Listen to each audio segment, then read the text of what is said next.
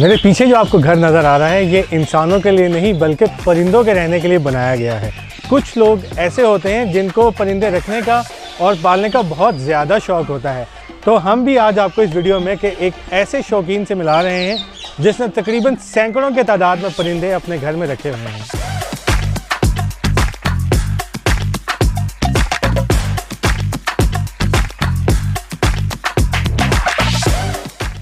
मेरे साथ मौजूद हैं मामून अली जिनको इन परिंदों को रखने का शौक़ है।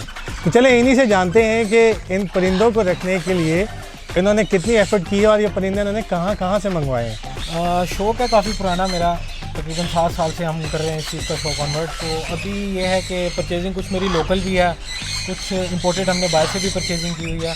कोई सस्ता शौक़ नहीं है, ये बड़ा महंगा शौक़ है।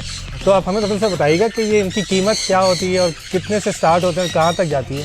कीमत ये शौक़ के ऊपर डिपेंड करता है। बेसिकली शौक़ का कोई मूल तो नहीं होता, बट ये है कि आपका 1 लाख रुपीज़ से ये स्टार्ट होते हैं और ये मैक्सिमम 40, 45, 60 लाख रुपीज़ तक जाते हैं। आपके पास इस टाइम सबसे महंगा परिंदा कौन सा पड़ा हुआ है?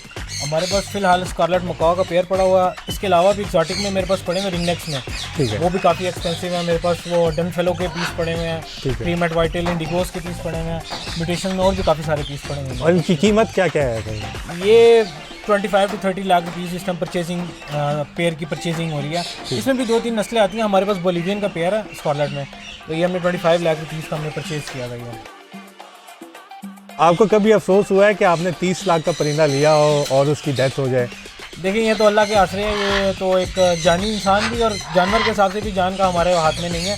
बाकी ये कि दुख तो नहीं होता, लेकिन क्योंकि अल्लाह के काम है। लेकिन ये शौक़ हमारा ऐसा, हमने कभी इस चीज़ की तरफ सोचा नहीं है। ठीक है, अच्छा मुझे थोड़ी सी इनकी लाइफ के बारे में बताइएगा, कितना अर्सा क्या इनकी ज़िंदगी होती है? लाइफ ये स्टार्ट होती है मिनिमम इनके जो एक न्यू बॉर्न बेबी से ऊपर जो मकाज वगैरह की तकरीबन 30 से 40 साल तक जाती है। अफ्रीकन ग्रेज में भी आलमोस्ट ये सेम साइज मतलब कि इनकी एज होती है।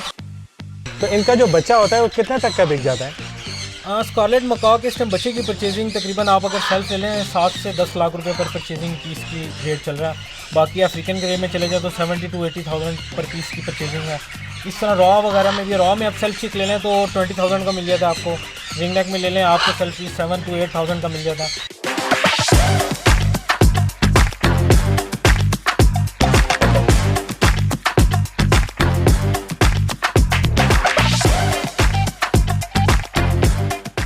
मज़ीद इस तरह की वीडियोस देखने के लिए आप देखते रहिए urdunews.com।